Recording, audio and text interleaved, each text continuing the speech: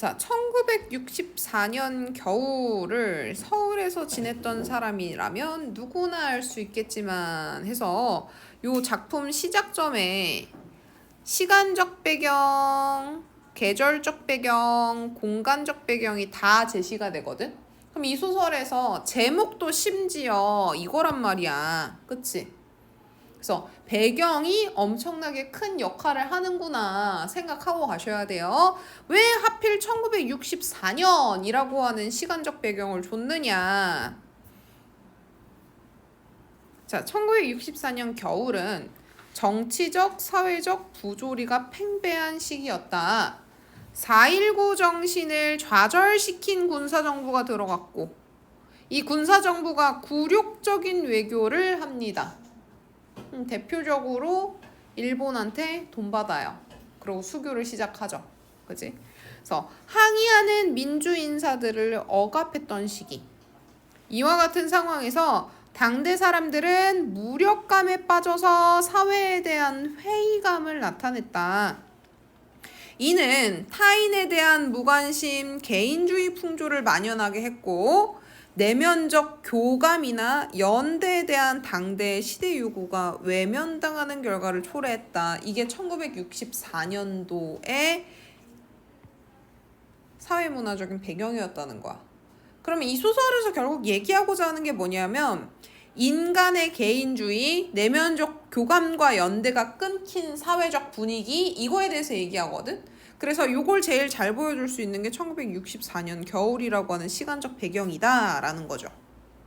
오케이? 1964년 겨울에는 뭐가 있었다고? 당대 사람들은 무력감에 빠져 있었고 타인에 대해 무관심했고 개인주의 풍조가 만연했고 내면적 교감이나 연대에 대한 시대적 요구를 외면했다.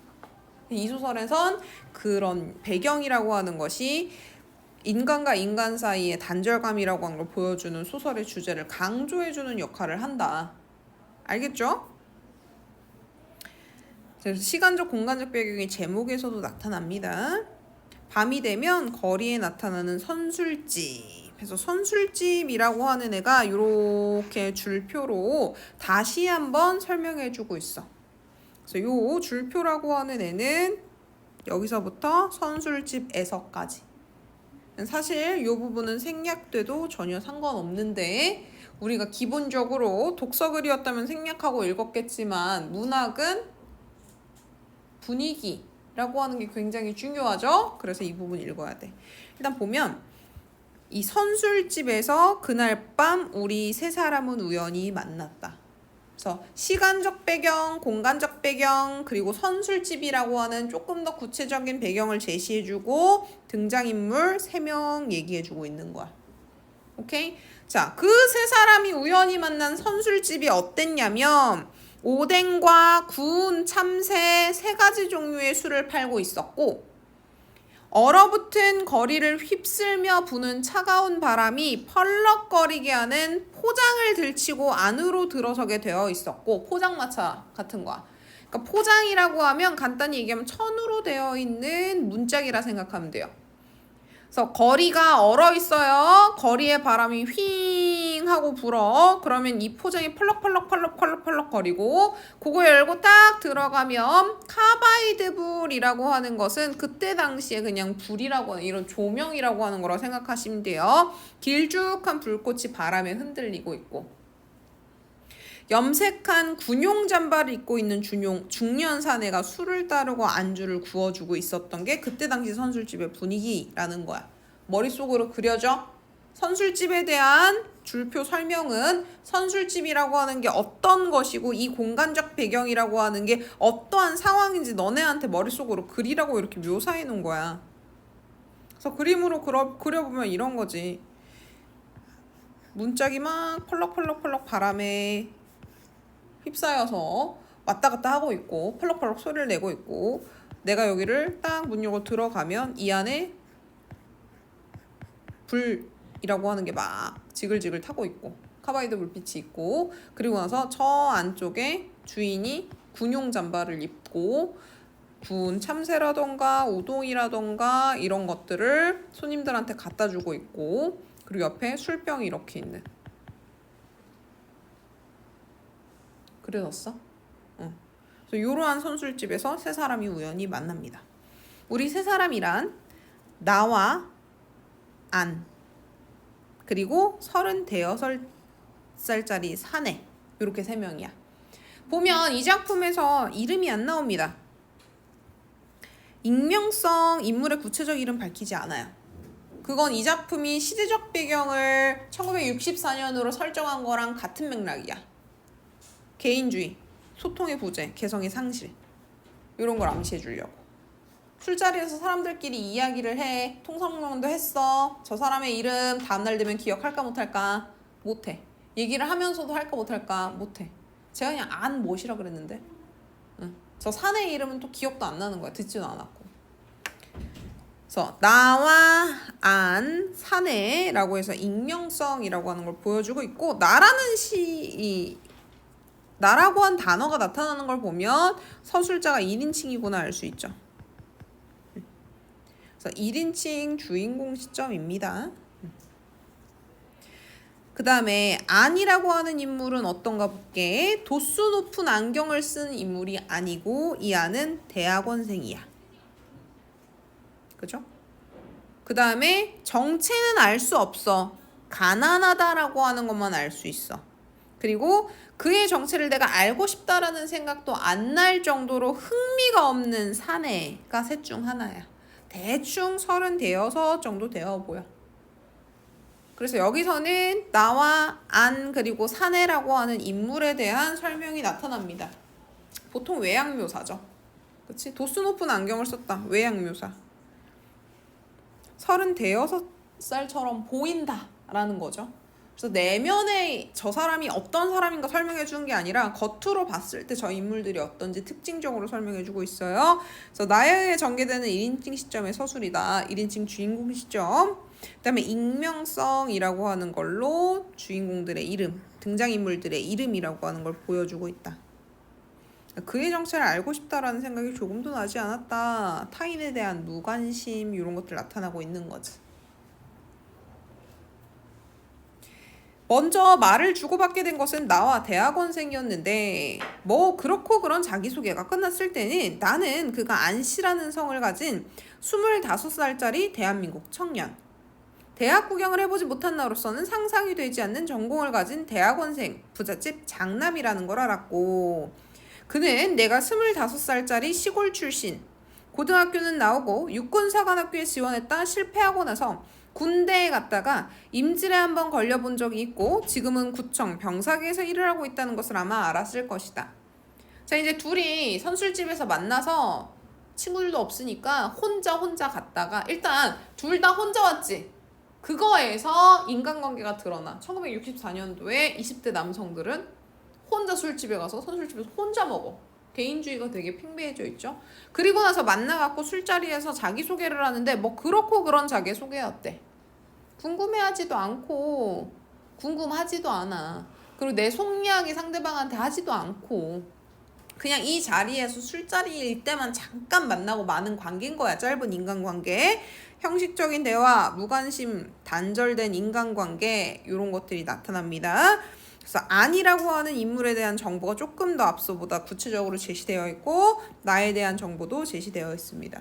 그리고 여기서 알 수 있는 건 안과 나라고 하는 두 사람은 서로 다른 삶을 살아왔구나. 안은 엘리트 대학원생이고요. 나는 고등학교까지만 나왔어.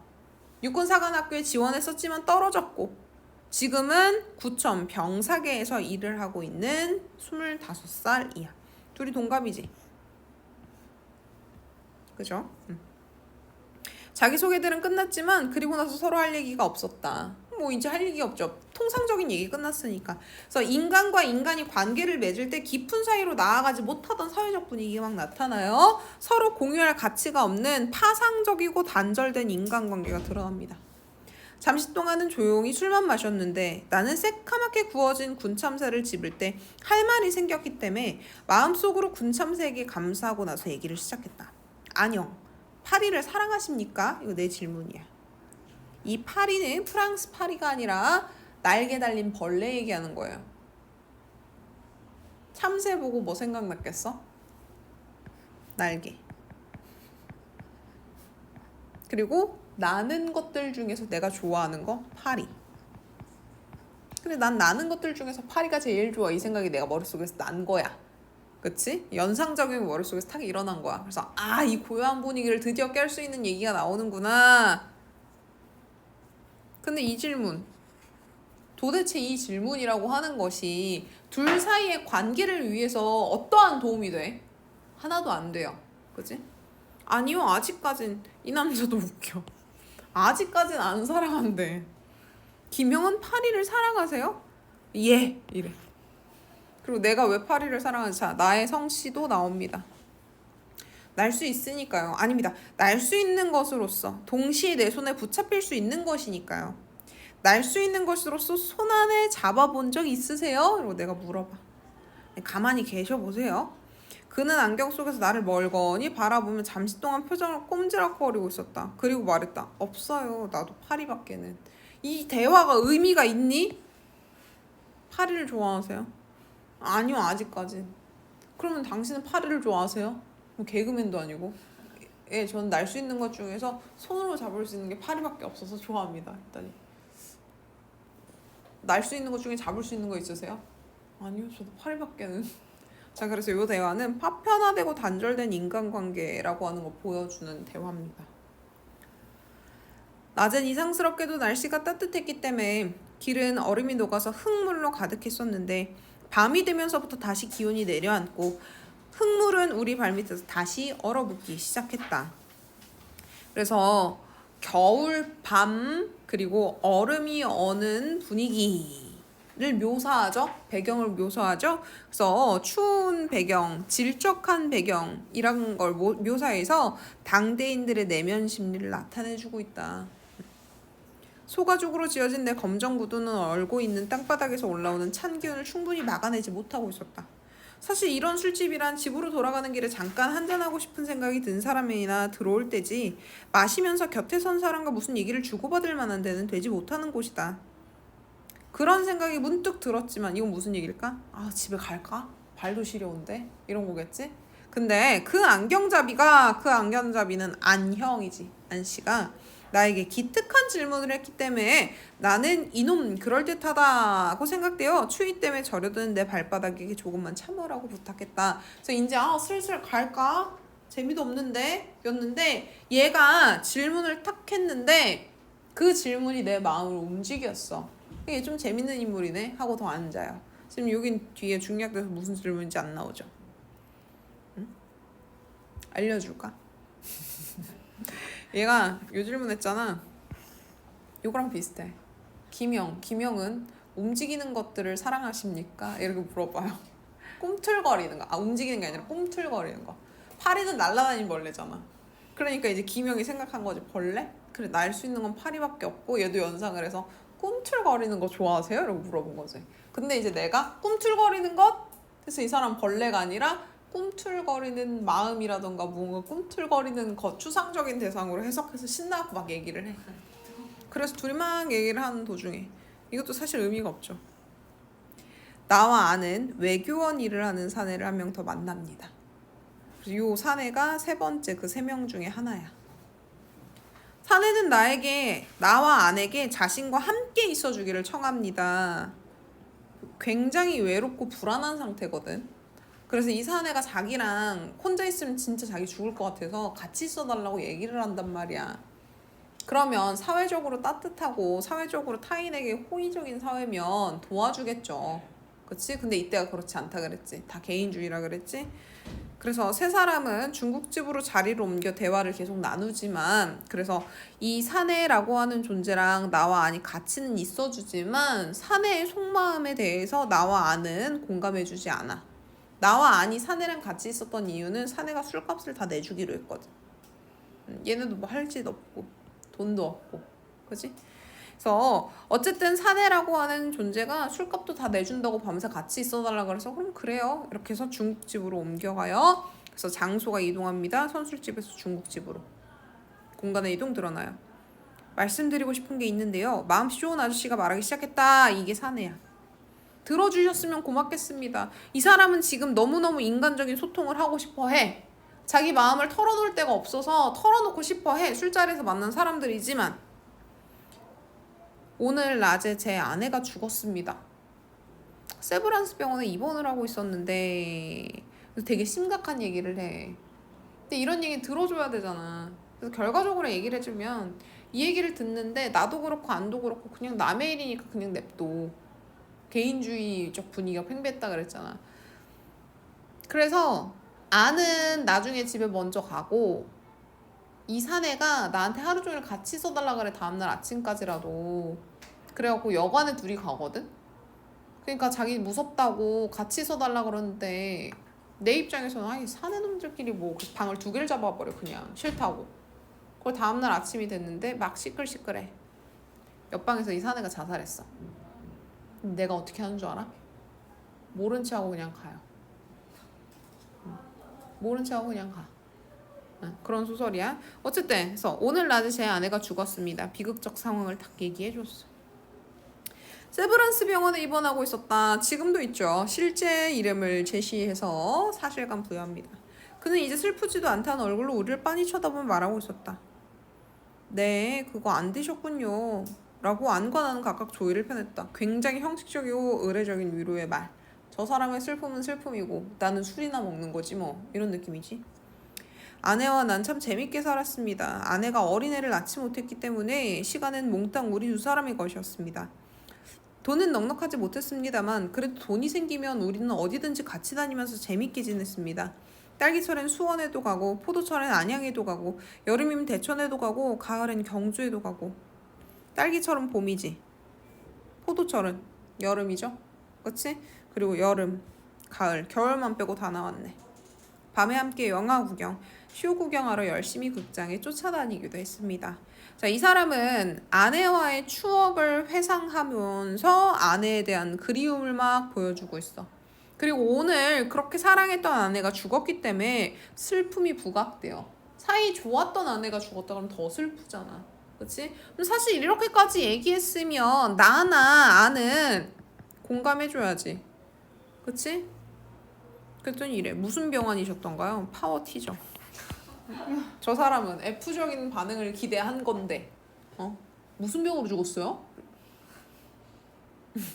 급성 뇌막염이라고 의사가 그랬습니다. 감정적인 얘기가 지금 다 빠지죠. 그래서 결국 또 사실적시가 들어가죠.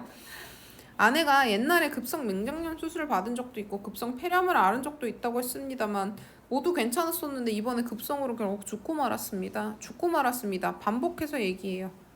그래서 슬픔이라고 하는 게 부각되죠. 사내는 고개를 떨구고 한참 동안 무엇인지 입을 우물거리고 있었다. 우는 거야. 근데 얘네가 뭐 하는지 봐. 아니 손가락으로 내 무릎을 쿡 찌르면서 우리는 꺼지는 게 어떠냐. 가자. 이렇게 된 거지. 눈짓을 보냈다. 그래서 사내의 슬픔으로부터 도피하고자 하는 안과 나의 각박한 세태. 타인에 대한 무관심, 단절된 인간관계. 나 역시 동감이었다. 그래서 가자. 이렇게 하고 그래. 야, 취해서 가자. 이렇게 됐는데 사내가 다시 고개를 들고 말을 계속했기 때문에 우린 눌러앉을 수밖에 없었다. 아내와는 재작년에 결혼했습니다. 우연히 알게 됐어요. 그러니까 결혼한 지 2년밖에 안 됐지. 아내와 나 사이에는 공통적으로 아는 사람이 없어. 우연히 알았기 때문에. 이거는 부부임에도 불구하고 타인과의 관계에서 소외된 개인을 보여줘. 야, 아무리 그래도 친정이 대구 근처에 있다는 얘기만 했지 한 번도 친정과 내왕이 없었대. 자기 부인의 친정 가본 적도 없는 거야. 어디 있는지 물어보지도 않았고. 부부 사이에서 소통의 단절, 개인주의 사회가 막 나타나죠. 난 처갓집이 어디인지도 모른다. 그래서 할 수 없었어요. 그래서 이 남자가 이렇게까지 괴로워하는 문제가 뒤에 나와. 그는 다시 고개를 떨고 입을 우물거렸다. 뭘 할 수 없었다는 말입니까? 그는 내 말을 못 들은 것 같았다. 그러나 한참 후에 다시 고개를 들고 마치 애원하는 듯한 눈빛으로 말을 이었다. 아내의 시체를 병원에 팔았습니다. 자, 인간을 사물화하는 비정한 현실. 이렇게 된 거지. 그치? 그리고 여기에 소통도 부재 되어 있는 그때 당시 1964년 사회가 나타나죠. 할 수 없었습니다. 그래서 할 수 없었습니다라고 하는 말을 이 남자가 뒤에 이제 계속 반복하거든. 그건 왜 그러냐면 자기의 선택에 대해서 죄책감을 느껴. 근데 그 죄책감 때문에 자기가 죽을 것 같으니까 거기서 벗어나려고 할 수 없었어. 어쩔 수 없었어. 친정이 어딘지도 몰랐잖아. 내 선택은 어쩔 수 없었던 거야 라고 계속 얘기하는 거야. 난 서적 월부 판매 외교원에 지나지 않습니다. 그래서 서적을 한 달 나오는 잡지라고 생각하면 돼. 그걸 방문 판매하는 사람인 거야. 돈이 많지 않죠. 할 수 없었습니다.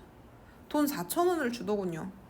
난 두 분을 만나기 얼마 전까지도 세브란스 병원 울타리 곁에 서 있었습니다. 아내를 팔고 4,000원을 받은 상태에서 자기가 죄책감을 너무너무 느끼니까 그 곁을 떠나지 못했던 거고, 이 울타리라고 하는 건 단절을 나타내주는 소재야. 이 사내도 아내와 단절되어 있는 사람이지, 그치? 아내가 누워있을 시체실이 있는 건물을 알아보려고 했습니다만 어딘지 알 수 없었습니다. 주변 사람들한테 물어봤겠지. 여기 시체실이 어딥니까? 병원 사람들 얘기해줬을까?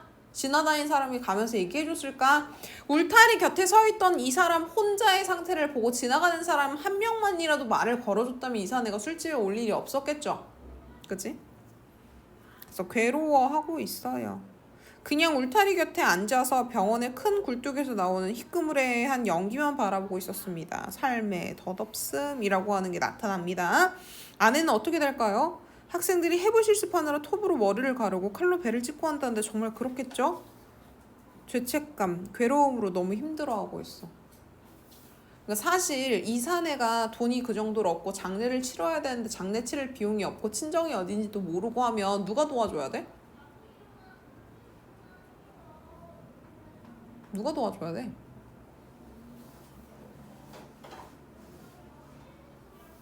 누가 도와줘야 돼? 국가가 도와줘야지. 응? 아내랑 혼인신고했으면 아내 친가 행정복지센터 하면 바로 나와. 이 남자 몰랐을 수 있지. 그러면 병원 관계자들이 알려줘야지. 이렇게 하시면 됩니다. 그치? 근데 그 알려줘야 되는 존재가 뭘 하라 그래? 아내의 시체를 팔으래. 그러면 병원에서도 누굴 먼저 생각한 거야? 병원에서 누구 입장을 먼저 생각했어? 병원 입장을 먼저 생각한 거야. 사내 입장은 생각 안 하고. 사내는 뭔지 모르니까 그래, 할 수 없었어. 내가 아내를 판 건 어쩔 수 없는 선택이야. 친정을 모르는 걸 난 돈도 없고 이렇게 돼버린 거야.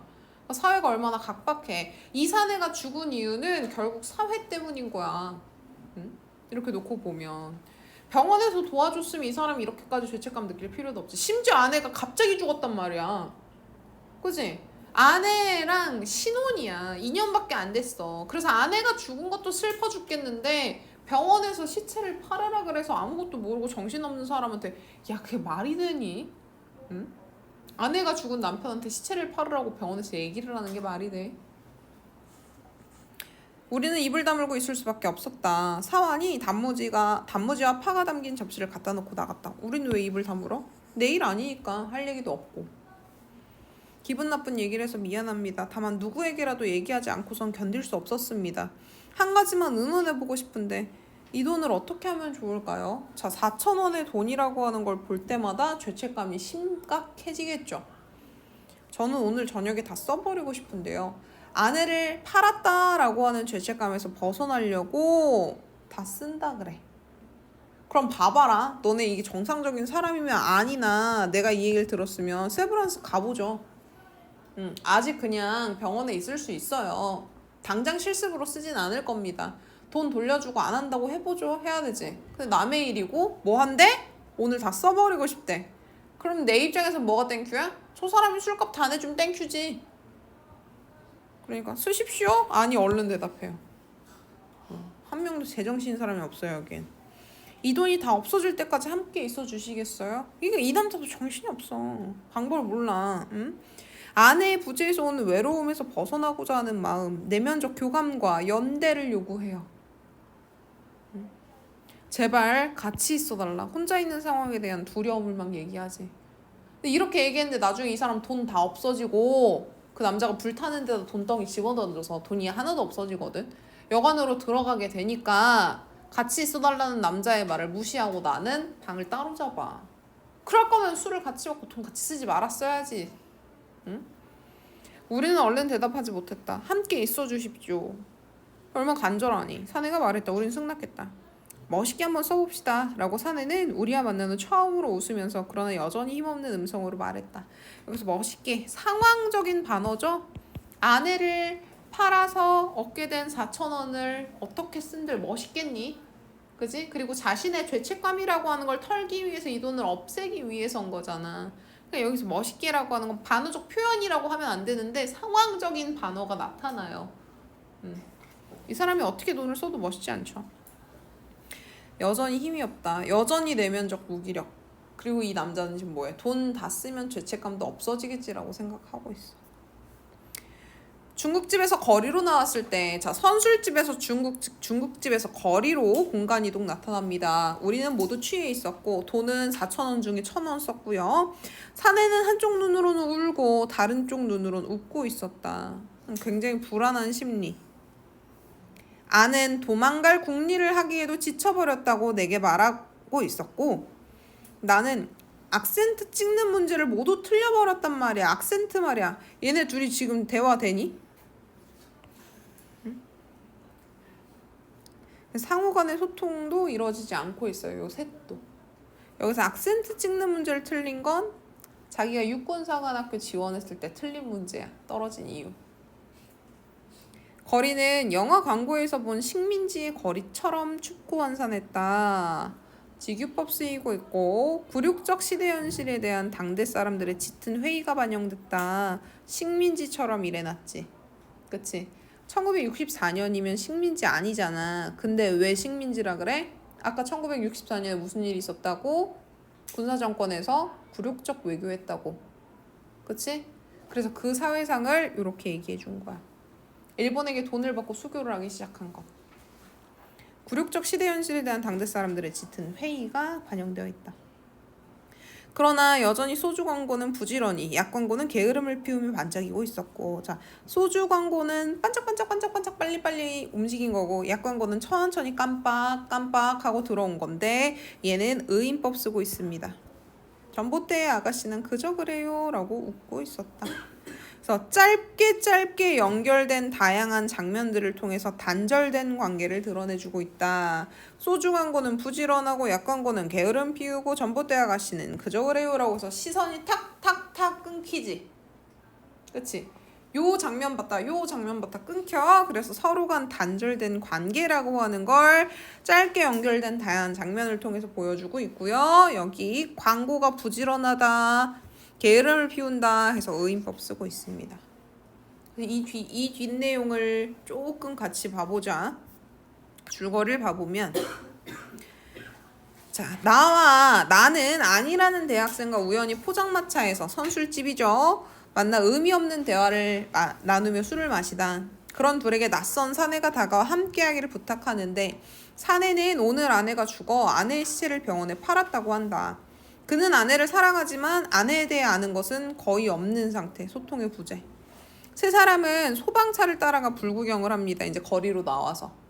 그래서 사내는 아내의 시체를 팔고 받은 돈을 불 속으로 확 던져버려요. 중국집에 가서 술 마시고 선술집에서 중국집 이동했잖아. 중국집에서 지금 거리로 나왔지. 이 뒤에가 뭐냐면 소방차. 그래서 소방차를 쫓아대는들이 불난 걸 구경하러. 불난 거를 이렇게 의자에 앉아서 이렇게 구경을 하고 있다 갑자기 사내가 에잇하고 돈덩이를 집어 던져요. 불 안으로. 그럼 이제 돈 다 쓴 거잖아. 그치? 그래서 아는 가버립니다. 돈 다 썼는데 뭘. 응? 그리고 아내에게 오늘 밤 같이 있어달라고 부탁해요. 안도 같이 가나? 선생님 이거 읽은 지 오래돼서 미안, 안도 같이 간대. 불 속으로 던지고 안과 나에게 오늘 밤 같이 있어달라 그래서 세 사람은 여관으로 갑니다. 돈 다 없어진 상태로. 안의 제안으로 각자 방에 들어가 밤을 보낸다. 그래서 안은 방을 3개를 쓰자고 주장을 해. 그리고 사내는 같이 쓰자라고 얘기를 하고 아니면 술을 조금이라도 더 마시자라고 얘기를 하고. 근데 안이 막 피곤하다 그러거든. 나는 가만히 있다가 아내의 의견을 지지하는 발언들을 툭툭 해요. 그리고 다음날 아침 사내가 자살한 것을 확인한 아는 나를 깨우고 두 사람은 다른 사람이 알기 전에 여관을 나와서 헤어진다. 오케이. 자, 서울 1964년 겨울이라고 하는 제목 볼게요. 서울은 근대화의 병폐, 자본주의 모순이 극명하게 드러나는 도시의 역할을 합니다. 그래서 사람보다 돈이 더 중요한 거지. 1964년 경제적으로는 자본주의에 의한 근대화가 시작되는 시기, 정치적으로는 군부 독재의 암울한 정치 상황이 전개됐던 시기다. 겨울은 추위로부터 모든 것이 얼어붙는 삭막하고 암울한 계절의 역할을 해준다. 자, 선술집에서 나와 안 사내가 만나고요. 중국집으로 이동합니다. 그래서 이 중국집에서는 사내가 나와 아내에게 아내가 오늘 죽었고 아내의 시체를 팔았고 아내의 친정을 몰랐고 아내와의 어떤 추억이 있었고 이러한 이야기를 하는 장소의 역할을 한다. 자, 서술상 특징 볼게요. A 부분과 B 부분의 서술상 특징이 나와 있는데 A 부분 가서 보면 여기야. 내 마음 상태 쭉 얘기해주는 시공간적인 배경과 인물의 상황을 묘사해주면서 인물의 불편한 심리를 드러낸다 해서 늦은 밤, 선술집, 여기는 금방 먹고 자리를 일어서야 되는 곳이죠. 그치? 근데 나는 안과 마주 앉아서 있고 신발 밑창으로 찬 기운이 막 들어오고 있어. 그러면서 동시에 뭐해? 집에 가고 싶다. 근데 그때 김영은 꿈틀거리는 것들을 사랑하십니까? 그래서 이것 때문에 못 가는 거죠. 뒤에 B 부분은 얘기했어요. 연결어미로 문장을 연결해서 다양한 장면이 짧게 제시된다. 특정 공간에서의 상황을 입체적으로 형상화해주는 부분이고 얘는 인간관계의 단절이라고 하는 걸 나타내준다. 요 부분 특히 여기. 그치? 그리고 셋 모두 서로 다른 소리 하고 있죠. 자, 여기까지 설명은 끝났고 질문 있어? 이 부분이 이해 안 돼요, 이런 거?